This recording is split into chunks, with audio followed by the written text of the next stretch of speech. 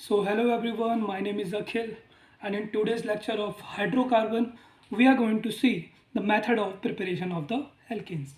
What are the alkenes? Alkenes are saturated hydrocarbons in which carbon atom are bonded with single bond which are covalent in nature. So what was the general formula of the alkanes? As we have studied in the last classes, general formula of the alkanes हुआ CnH2n+2 जहाँ से हम drive करते थे methane, ethane, propane, butane, ये सारे हमारे alkanes के अंडर आते हैं। तो आज की वीडियो में हम देखेंगे कि एल्केन्स को कैसे बनाया जाए जो कि हमारे सैचुरेटेड हाइड्रोकार्बन्स हैं। तो सबसे पहला मेथड हमारा क्या आता है? सबसे पहला मेथड हमारा आता है from unsaturated hydrocarbons. So what were the unsaturated hydrocarbons? Like alkene, alkyne, यानी कि जहाँ पर भी जो हमारे कार्बन एटम्स होंगे which are bonded with the double bond and the triple bond, तो वो हमारे unsaturated हाइड्रोकार्बन होंगे। तो what we do in this method, in unsaturated hydrocarbon we basically pass the hydrogen gas on the surface of the catalyst. यहाँ पर इस method में हम बेसिकली क्या लेते हैं? कैटलिस्ट लेते हैं। कैटलिस्ट कौन सा लेते हैं? मेटल, कोई मेटल ले लेते हैं जिसमें कि हमारी जो हाइड्रोजन गैस है वो एब्जॉर्ब होती है और जो एक्टिवेट करती है हाइड्रोजन हाइड्रोजन बॉन्ड को। उसके बाद हम उसमें एल्कीन पास करते हैं। एल्कीन गैस हो सकती है, गैस होती है एल्काइन, जो जिसमें हम पास करेंगे एल्काइन गैस, एल्कीन गैस, और उसके बाद हमारे जो एक्टिवेटेड हाइड्रोजन बॉन्ड होंगे वो क्या होंगे? हमारे जो एल्कीन्स होंगे उनके साथ जो डबल बॉन्ड होगा वो ब्रेक होकर हमारे वहाँ पर हाइड्रोजन हाइड्रोजन ऐड हो जाते हैं। तो चलो रिएक्शन देखते हैं इसकी from unsaturated hydrocarbon, how we prepare the our alkenes. So अगर हम कोई एल्कीन लेते हैं, if we take any alkene, what is alkene? The double bonded where the carbon are bonded with double bond. So अगर हम कोई alkene लेते हैं और यहाँ पर हम कोई भी हाइड्रोजन गैस पास करते हैं, hydrogen gas H2 in presence of any catalyst which are basically, यहाँ पर हम जो कैटलिस्ट यूज करते हैं वो कौन से करते हैं? पैलेडियम, निकिल और प्लैटिनम, ये तीनों कैटलिस्ट हम यहाँ पर बेसिकली यूज करते हैं।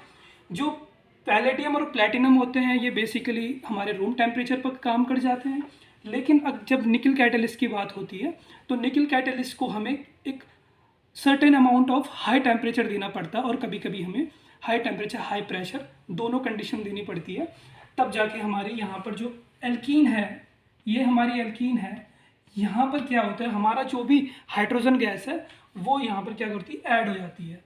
तो ऐड कैसे होती है? जो हमारी एल्कीन है डबल बॉन्डेड है, अगर हम एक बॉन्ड यहाँ से ब्रेक करते हैं, एक हाइड्रोजन यहाँ पर ऐड करते हैं, एक हाइड्रोजन यहाँ पर ऐड करते हैं, ये हमारा एल्केन बन जाता है। सो यहाँ पर हमारी एल्केन बन जाती है एल्कीन से। Same goes with the alkyne. Alkyne में भी सेम चीज होती है। एल्काइन क्या होती है? C triple bond C। यहाँ पर भी हमारी हाइड्रोजन गैस होती है, यहाँ पर भी हमारी हाइड्रोजन गैस होती है। कोई सा भी ले सकते हो आप, और कर दो इसको। If we take an alkyne, the triple bond in which the two bond will break, first this bond will break, hydrogen will add here which will satisfy the valency of the carbon, again this bond will break, जहाँ पर हमारा hydrogen add हो जाएगा और यहाँ पर हमें क्या मिल जाता है? फिर से एल्कीन। यानी कि जो भी हमारी अनसैचुरेशन था इस कंपाउंड में, इस मॉलिक्यूल में, वो हाइड्रोजन ने रिप्लेस करके यहाँ पर हमारे एल्केन्स बना दिए। ये एल्केन है हमारा, ये एल्केन है। तो ये मैकेनिज्म कैसे प्रोसीड करती है, ये कभी एग्जाम में ज़्यादा पूछा नहीं जाता है, लेकिन some of important point of mechanism आ रही है। बेसिकली मैकेनिज्म मैं आपको ब्रॉडली बता देता हूँ मैकेनिज्म कैसे चलती है।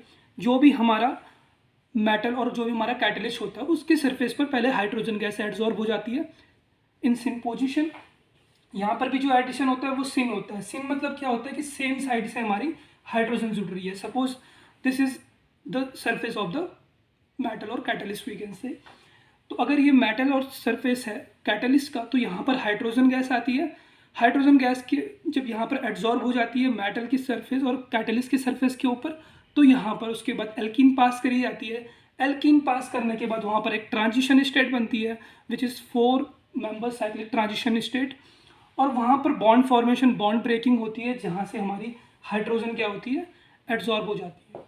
मैकेनिज्म में जाने की कोई ज़रूरत नहीं है, पढ़ेंगे हम कभी अगर हमें कभी टाइम मिलता है तो। उसके बाद कुछ पॉइंट हम लिखते हैं जो कि हमें कभी कभी एग्जाम में पूछा जा सकता है, ठीक है। तो कुछ पॉइंट्स हैं हमारे इंपॉर्टेंट पॉइंट, जो कि क्या पूछा जाता है, ये पूछा जा सकता है कि जो भी हमारी ये फिनोमिना, जो भी हमारी ये रिएक्शन जा रही है वो कैसा फिनोमिना है। तो बेसिकली यहाँ पर क्या हो रहा है, हमारा एड्जॉर्प्शन हो रहा है, adsorption of hydrogen gas on the catalyst. Catalyst को क्या किया जाता है, इन फाइनली डिवाइडेड, यहाँ पर जो हमारी सरफेस होती है उसके ऊपर फैला दिया जाता है। क्योंकि जो हमें पता है कि जो कैटलिस्ट होता है अगर हम उसको पाउडर फॉर्म में यूज़ करेंगे तो उसका सरफेस एरिया ज़्यादा होगा।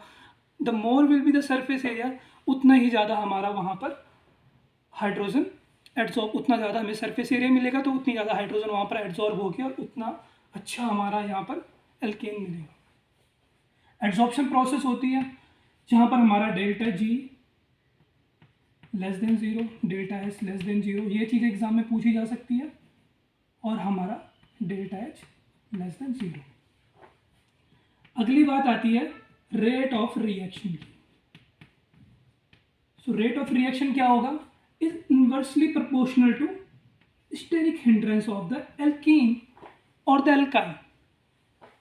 Steric hindrance of the alkene and alkyne. ऐसा क्यों होता है, स्टेरिक हिंड्रेंस क्यों ऐसा हो रहा है, जो भी हाइड्रोजन हमारी जो मेटल की सरफेस है उसके ऊपर एड्जॉर्ब है, जो एल्कीन है, एल्कीन में आप देखोगे तो ये सब्स्टिट्यूएंट लगे हुए हैं यहाँ पर। तो ये सब्स्टिट्यूएंट ये जब मेटल की सरफेस के ऊपर जाएंगे तो ये क्या हो जाएंगे हमारे, ये हमारे जो हाइड्रोजन अटैच होंगे सरफेस से। बता देता हूँ हाइड्रोजन कैसे, ये सपोज कोई सरफेस है, यहाँ पर हमारा जो कैटलिस्ट है वो फाइनली डिवाइडेड फॉर्म में है, सपोज ये निकिल है और ये सरफेस है। तो हाइड्रोजन हमारी कुछ इस प्रकार से ऐड हुई होती है। तो क्या होगा, जब हमारी ये जो एल्कीन है अगर हमारे यहाँ पर ज़्यादा सब्स्टिट्यूएंट ऐड होंगे तो वो स्टेरिक हिंड्रेंस क्रिएट करेंगे हाइड्रोजन के साथ, और रेट ऑफ रिएक्शन क्या हो जाएगा, हमारा कम हो जाएगा।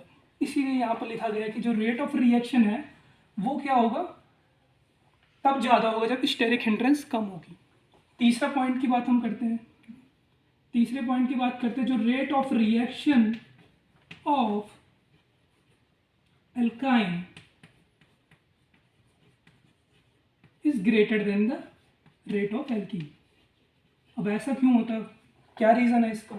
जो हमारी एल्कीन होती है, एल्कीन हमारी क्या होती है, प्लेनर फॉर्म में होती है, ट्राइगोनल प्लेन। अगर आप देखोगे तो इस पर ये सब्स्टिट्यूएंट भी ज़्यादा लगे हुए हैं, तो ये क्या है, हमारी प्लेनर फॉर्म में है, ये हमारी प्लेनर फॉर्म में है। और जो हमारी एल्काइन है वो क्या है, लीनियर है, वहाँ पर ज़्यादा सब्स्टिट्यूएंट, ज़्यादा ग्रुप्स लगे हुए नहीं है। तो ज़्यादा ग्रुप्स अगर लगे हुए नहीं होंगे तो ये हमारी ईजिली यहाँ पर आएगी, और जो हाइड्रोजन हमारी यहाँ पर होगी वो हाइड्रोजन ईजिली एल्काइन पे जाके अटैच हो जाएगी। फोर्थ मोस्ट इंपॉर्टेंट पॉइंट यहाँ पर आता है। फोर्थ कौन सा पॉइंट आता है, ये पूछा जा सकता है कि जब ये रिएक्शन प्रोसीड कर रही है तो हमारी कौन सी साइक्लिक ट्रांजिशन स्टेट बन रही है। तो हमारी कौन सी ट्रांजिशन साइक्लिक स्टेट बनती है, 4 मेंबर साइक्लिक ट्रांजिशन स्टेट हमारे यहाँ पर बनती है। कैसे बनती है 4 मेंबर, सपोज ये एल्कीन है, ये एल्कीन है, और ये हमारी ये मेटल सरफेस है कोई भी, यहाँ पर हाइड्रोजन लगे हुए हैं। तो ये बॉन्ड ब्रेकिंग और बॉन्ड फॉर्मेशन प्रोसेस चलती है। पहले क्या होता है, ये बॉन्ड हमारा, इसको मैं डैश से रिप्रेजेंट करता हूँ, जो कि जब रिएक्शन होगी तो कैसी ट्रांजिशन स्टेट बनेगी, इसके थ्रू हमारा क्या होगा, हाइड्रोजनेशन आगे प्रोसीड होता है। तो ये हमारा इस प्रकार से यहाँ पर, और ये यहाँ पर बॉन्ड फॉर्मेशन, ये यहाँ पर बॉन्ड फॉर्मेशन होती है, ये भी बॉन्ड फॉर्मेशन होती है, ये बॉन्ड ब्रेकिंग होती है, बॉन्ड ब्रेकिंग होती है। पांचवा पॉइंट आता है हमारा, तो पांचवा हमारा मोस्ट इंपॉर्टेंट पॉइंट कौन सा आता है कि यहाँ पर जो भी हाइड्रोजन ऐड होते हैं वो सिन पोजीशन में ऐड होते हैं, सिन एडिशन। अगर आप देखोगे ये जो हाइड्रोजन है और ये जो एल्कीन आएगी, तो ये हाइड्रोजन यहाँ पर लगे हुए हैं, जो एल्कीन आएगी वो ऊपर से आएगी, तो ये हाइड्रोजन दोनों क्या है, सेम साइड से अटैच हो जाएंगे। अगर हमारा ये है,